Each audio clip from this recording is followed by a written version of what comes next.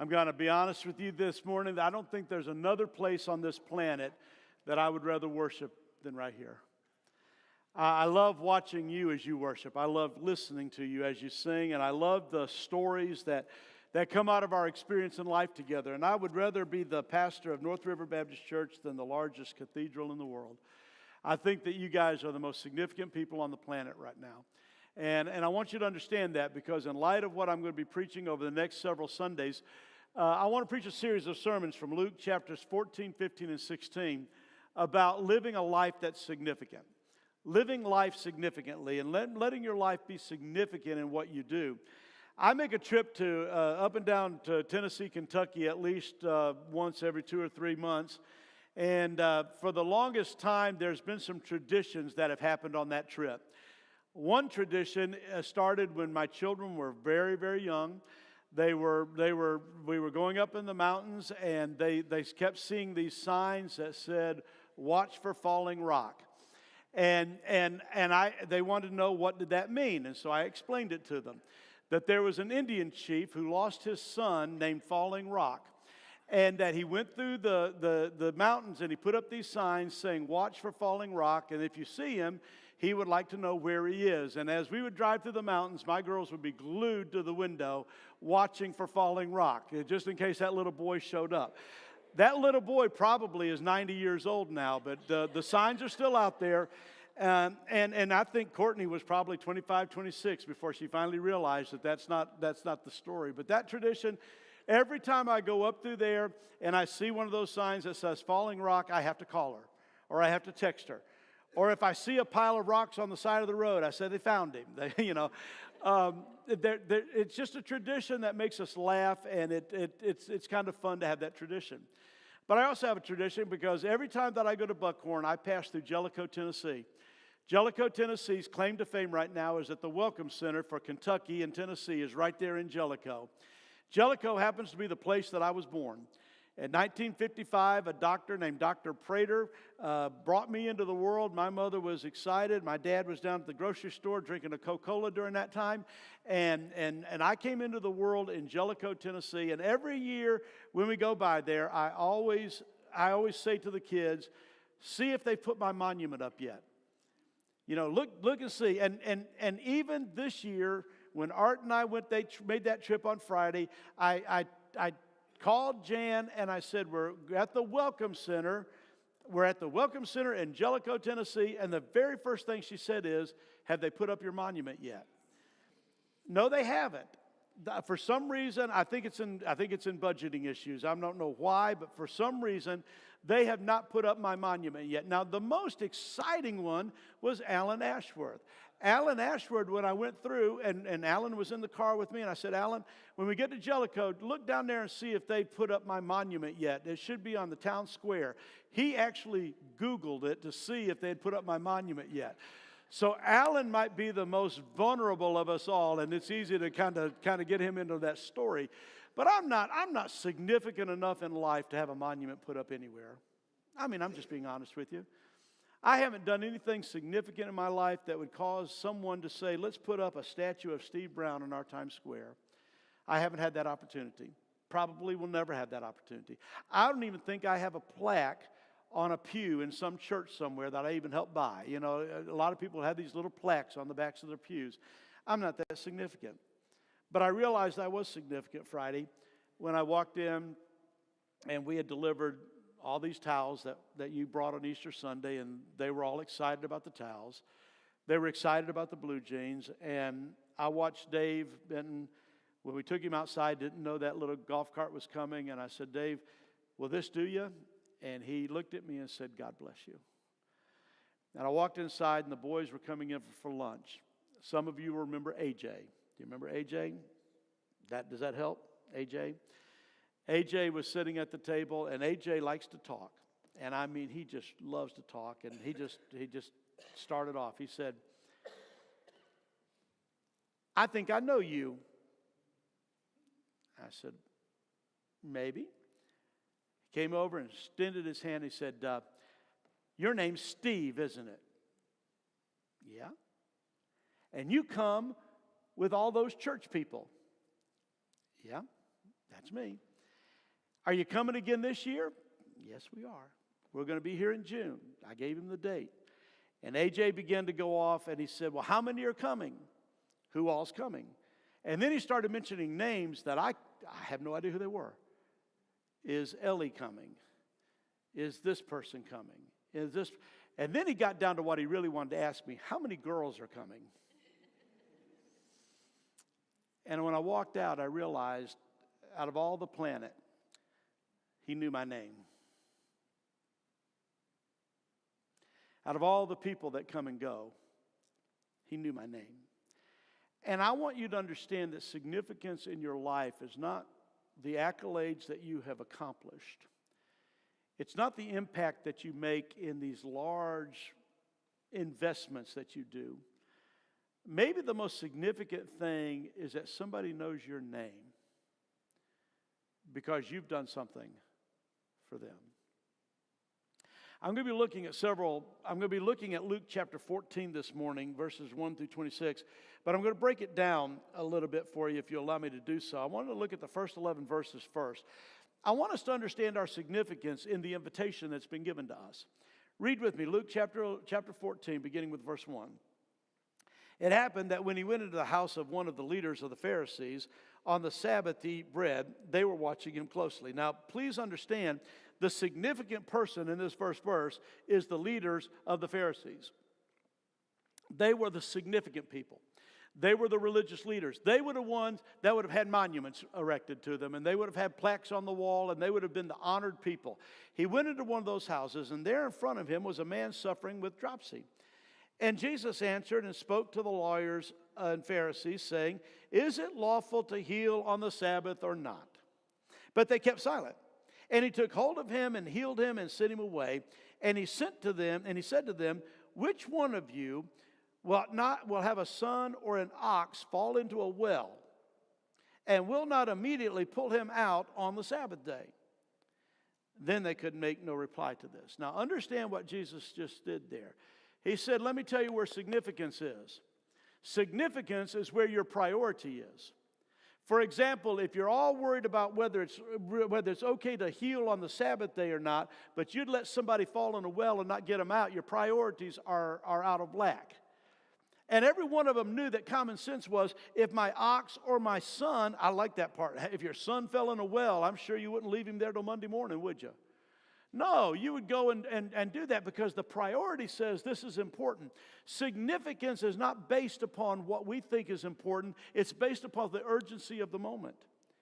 And he began speaking a parable to them, to the invited guests, when he noticed how they had been picking out the places of honor, the table, saying to them, when you're invited by someone to a wedding feast, do not take the place of honor. For someone more distinguished than you may have been invited by them. And he who invited you both will come and say to you, give your place to this man, and then in disgrace you proceed to occupy the last place. But when you are invited, go and recline at the last place, so that when the one who has invited you comes, he may say to you, friend, move up higher. Then you will have honor in the sight of all who are at the table with you. For everyone who exalts himself will be humbled, and he who humbles himself will be exalted. Where does my significance in life lie? It may very well be an understanding that God has called us in the invitation. He's invited us to have fellowship with him, and the significance of humility in that call is what makes us significant. So you don't go to a wedding feast and you're invited by the guest, and you come to the wedding feast and you go up and you sit at the place of honor. I've done that. I have been embarrassed. I have gone to wedding receptions, and by the way, if you ever have a wedding again, put little name tags where people are supposed to sit. It's really important. Because sometimes the pastor sits at the head table with the wedding guests, sometimes they don't. Sometimes they have a table set up for the wedding party and the pastor's expected to sit there, and sometimes they don't. And it's pretty embarrassing when you go and you take the place at the head table and they come up later and say, your table's over there by the bathroom. And everybody gets to watch you stand up and go to a lesser table. Jesus said, you guys need to understand that your significance is not up here. It's not what you think about yourself. When you go to a place of honor, don't go to an honored place and sit down because you may be humbled. But remind yourself that you should sit in the least place. And then if you're to be honored, someone will invite you to the guest table, will invite you to sit up front. I went to a funeral one time in Orangeburg, South Carolina. N.T. Thomas, who worked for an installation company that I worked for. Bill Gray was the owner of that company.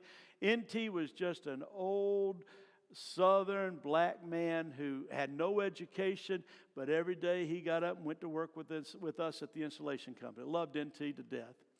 N.T. was one of those guys that laughed and cut up, and we just mixed and mingled and had a good time together, and N.T. died. And we went to that little black church out in the middle of the country, and we decided that we would go a little bit late so that we wouldn't make a scene, and that we would just sneak in the back door, and we would sit on the back, and we would be present at N.T.'s funeral. No, that's not what happened. He and I snuck in the back door, and two big ladies with white outfits and white gloves and white hats, I don't know what they called them, but they looked like angels. And they came back to us and they said, "You're in the wrong seat." How embarrassing. They made us get up, walk all the way down front, and set us in chairs where my knees were almost touching the casket. Right in front. This is for our honored guest. I felt important, but I also felt a little embarrassed. Maybe that's what brings significance to our lives, and we're embarrassed by honor sometimes. You don't do it to receive an accolade. You don't do it to receive honor. You don't do it to be seen, but you do it simply because you do it. It's a part of your character to do it. And that when somebody honors you, it's a little bit of an embarrassment. I remember had a speaking engagement at a pretty good sized thing, and they wanted me to give them a biography so that they could introduce me properly, and I don't like to do that very well. So I'm Steve Brown, I'm the pastor at this church, and that was about it. But somebody had done their homework, and they had found out all these things about me, and they began to introduce me, and I honestly didn't even recognize myself. I mean, they were just putting on all these accolades and honors that I had won and all these kinds of things. And although I felt honored that they recognized that, I felt embarrassed that they were bringing it to the forefront. What was Jesus saying to these folks? Realize the invitation for you. Who invited you? You've been invited by the greatest of all. You've been invited to a table. You've been invited to a feast by the person that created the universe. You should come into that presence as an invited guest. You are marginalized. You should be humble. You should be at a person that doesn't see themselves of importance.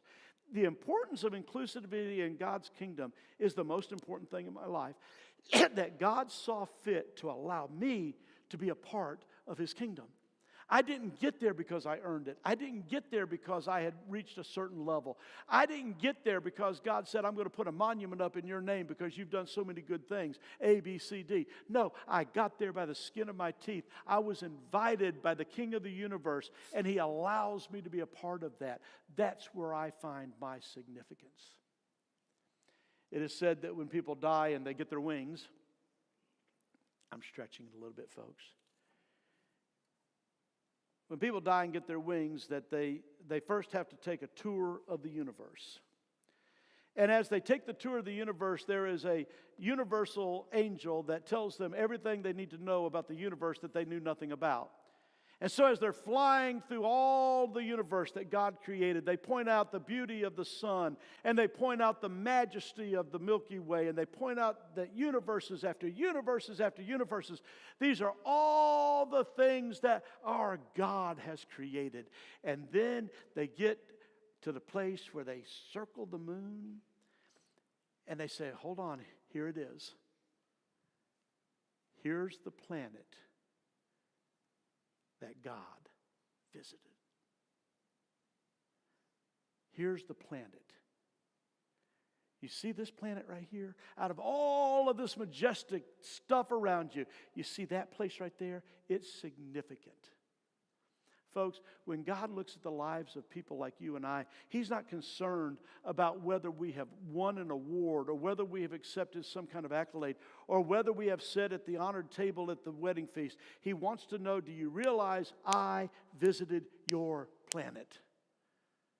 He wants you to know that beyond of all the things that He's created, you are the most significant. I made a personal visit to your planet.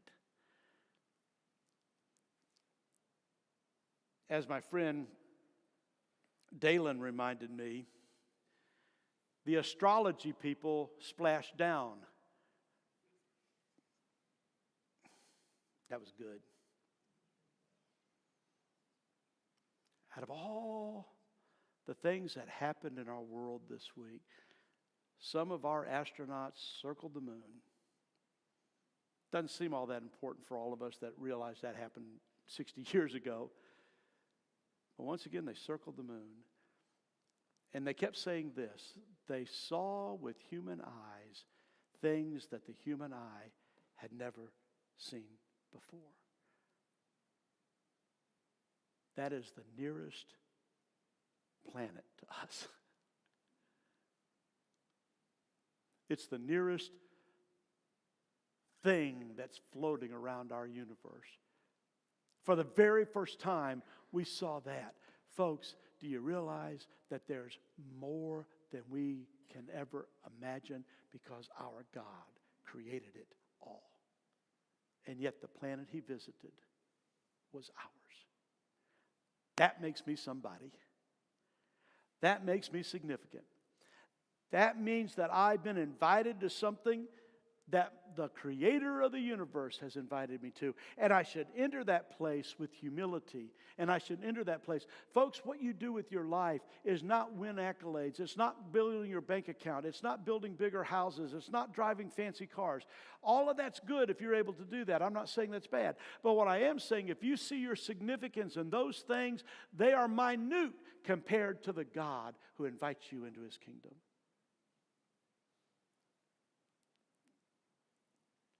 But it's costing us something.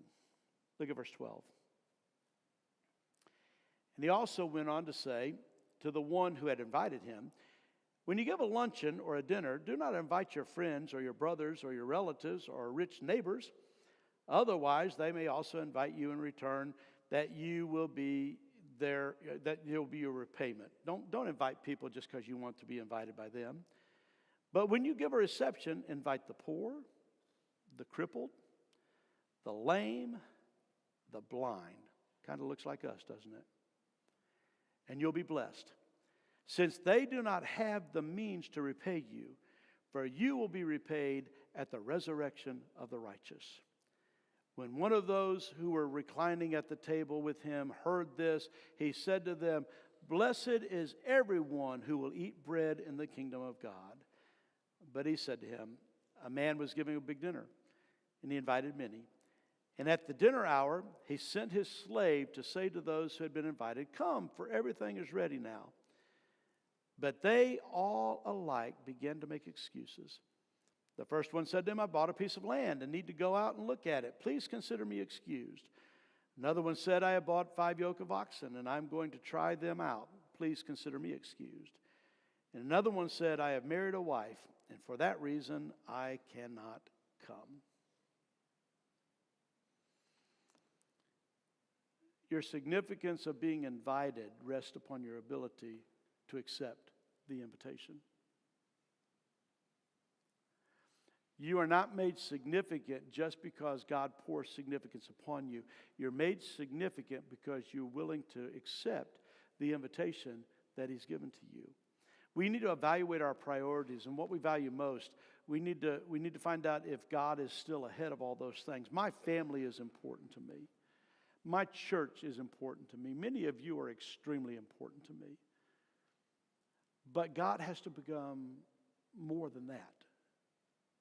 The things that we hold dear, if God's invitation to us means something, He has to take a priority place in our lives.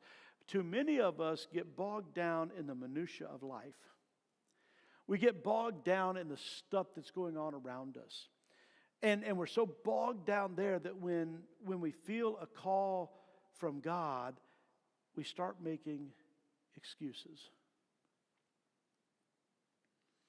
Lord, love to be able to do that, but you know, that's spring break and I got to go on my spring break. Now, I'm not fussing at you that went on spring breaks. Well, you know, Lord, I'd really like to do that.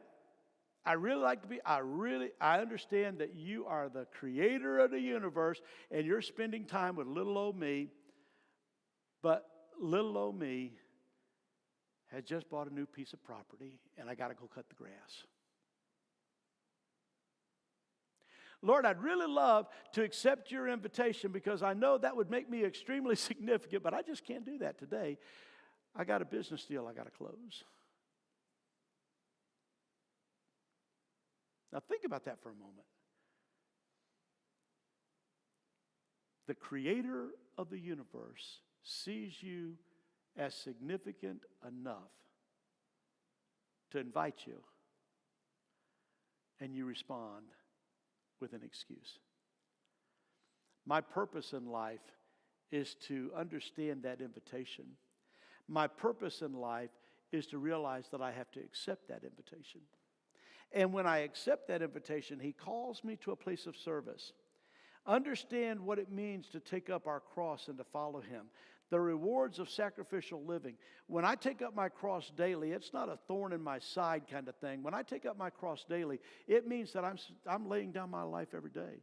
That the significance that I have in life is being able to lay it down. The most significant thing that Jesus Christ did on the planet, when God visited in the form of his Son, the most significant thing that he did is he laid down his life. Well, what about that walking on the water? That wasn't significant at all compared to laying down his life. Well, what about giving sight to the blind man? That was insignificant compared to laying down his life. My purpose in life is to lay down my life. What makes me important, what makes me significant is that God visited me, that God interacts with me, that God invites me. That calls me to be somebody. And when I accept that, it is a calling to count the cost. Don't follow Jesus if you think you're going to get rich. Don't follow Jesus if you think it's going to be rewarding. Don't follow Jesus if you think it's going to give you a warm, fuzzy feeling at the end of a mission serve project. No, you follow Jesus because out of all of the significant things that God has done, we have become the most significant. And he invites us to lay down our lives. I count it a privilege to lay down my life. There are a lot of things in life that are important to me, but I'm just not going to make excuses to my God who saw me significant enough to invite me. Every now and then we'll get an invitation in the mail. So-and-so's getting married, save this date. Now, if it makes it to the refrigerator, that means you're important to us.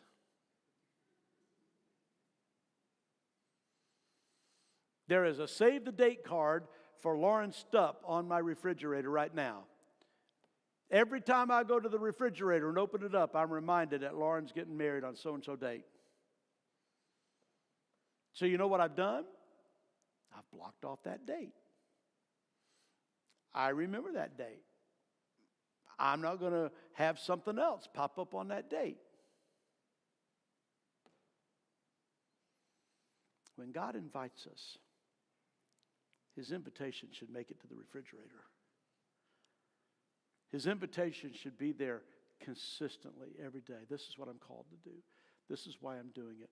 Folks, I want to say something to you very personal. Being significant starts from the inside. It's not built upon what's on the outside.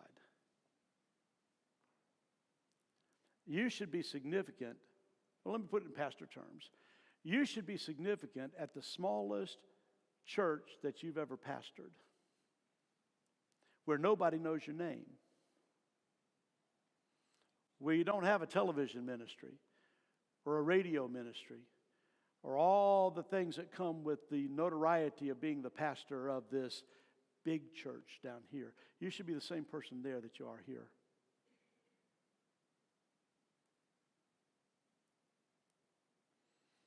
Too many pastors have compromised who they are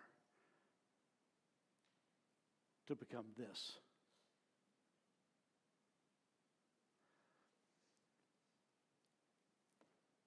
Be cautious in accepting your invitation.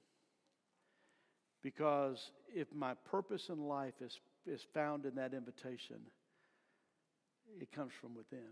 My God has called me to do this. It was more of an honor for me to have AJ come up Friday and say, "You're Steve, aren't you?" Man, that was honorable. I'd rather have that honor than anything else you place upon me. I'd rather have that honor than be the pastor of the largest church on the planet. I see pastors who have given up they're blind and they're poor and they're not so rich, and the hungry and the autism and the suffering, to hide behind security staffs that won't let people come near them. Is that significant? No. Jesus is walking among a crowd one day. People are all around him. And a woman reaches out and touches the hem of his garment. And he stops. And he says, "Somebody touched me." I believe Jesus could have said, "Susie just touched me." But that's not what he did. Somebody just touched me. And realizing that she had been made well because she touched the hem of his garment, she said, "It was I."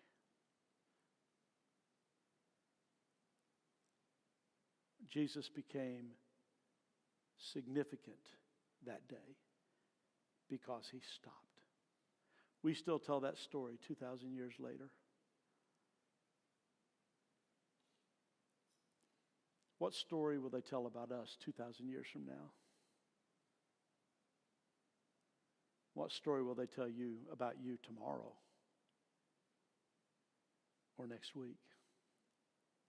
What are they going to say at your funeral? My, don't he look natural? Will somebody stand up and say, "I remember when they did this. I'm here today because they touched my life. I'm here today because they became a significant part of who I am." Well, let's look at the last part of this. Look at verse 21. And the slave came back and reported to his master. Then the head of the household became angry and said to his slave, I can hear that slave right now, "I went out and gave that invitation, but none of them's coming. They all got something else to do." You know what they just did? They lost their significance. How do I know that? "Go out at once into the streets and lanes of the city and bring in here the poor, the crippled, the blind, and lame." And the slave said, "Master, what you commanded has been done, and still there is room." And the master said to the slave, "Go out into the highways and along the hedges and compel them to come in, so that my house may be filled. For I tell you, none of those men who were invited shall taste of my dinner." The significance is accepting the invitation. You lose your significance in life when you hear the call of the master and refuse the call. Who became significant to the master? The blind, the crippled, the lame. And when all of those had come in and there was still room, he said, "What? Go out into the highways and the byways." Now let me tell you who lives in the highways and the byways. It's not the poor. It's not the blind. It's not the lame. It's the worst of that you can imagine. It's what lives in the dark alleys away from everyone else so nobody can see their sinfulness. They are people that have no significance in society. And the Master said, go get those people and bring them in. They will become significant. And those who refuse the invitation will never taste my meal. Folks, the meal he's referring to is the one that the Scripture says comes when we enter into the kingdom. And we sit around the table and we celebrate our salvation together. And he's prepared a feast for us. And those eating that feast are the most significant in the eyes of the Master. They're going to be the poor. They're going to be the lame. They're not going to be lame anymore. They're going to be the blind who are now seeing. They're going to be those people that we rejected and pushed to the sides. They're going to be the marginalized. But they're the ones that are going to find their purpose in life because they accepted the significance that God placed upon them. There's an urgency to the message for us, and there's a promise of fulfillment. I need for you to understand that there is a finality to all of this. Most time there's only one wedding. You get an invitation and either you go or you don't. That's it. You get one invitation and either you go or you don't. And after the wedding's over, you can't call the host up and say, hey, can I come to the party tomorrow night? Sorry, the party's over. The feast has already been prepared. It's already been celebrated. Here's what I'm saying to you. Your purpose in life is to first and foremost understand that God has loved you enough to invite you. Your purpose in life is to accept that invitation. Your purpose in life is to be a part of this great feast that God has called us to. Nothing else in life matters as important to that. Nothing else. Popularity, whether they put up a monument in your name or not, whether you're the president of a big school, whether you're CEO of a wonderful corporation, none of that matters. All of that fades away. And the only thing that matters is who's sitting at the table when it's all said and done. I want to give you an invitation to sit at the table today. I want all of you just for a moment to listen to me very carefully. If you've never acknowledged that invitation, if you've never said, I want to be a part of that, the world has made that so complicated and churches have made it so complicated. They want you to jump through all kinds of hoops, but it's a simple statement of faith. I want to be accepted. I hear the invitation and I want to respond to that invitation. I want to be at that table. When it's all said and done, I may not be worthy of it. I may be the one sitting at the table next to the bathroom, but if God calls me, I'll sit at that table. I don't want to miss that. If you've never taken that step of faith, I want to encourage you to do it. Here's what I'm going to encourage you to do. There's a little card that's in that packet of cards that are in the pews, in the seats in front of you, and there's one that says the next step. There's one there that says, I would like to make a profession of faith, or I would like to take that step of faith. You can do that by your phone, by a QR code, or you can just check that mark and hand me that card after the service, whatever you want to do. Put it in that little box back there. It'll give us an opportunity to respond to that for you. I've never taken that step of faith, and I want to. You don't have to feel worthy. You don't have to feel like you've accomplished it. You don't have to feel like you've earned it. You just have to understand you've been invited. Some of you are very important invited guests, and you're making excuses. Some of you are the blind and the weak and the lame, and you're going to hear it. And you say, wow, I've been invited to the big house. I'm going to go. And some of you are in the highways and the byways. You're the worst of the worst. And you're still being invited. Did you hear that? Even the worst of the worst are still being invited. In all the places that God could have sent his son, he sent him to our planet. Of all the people that God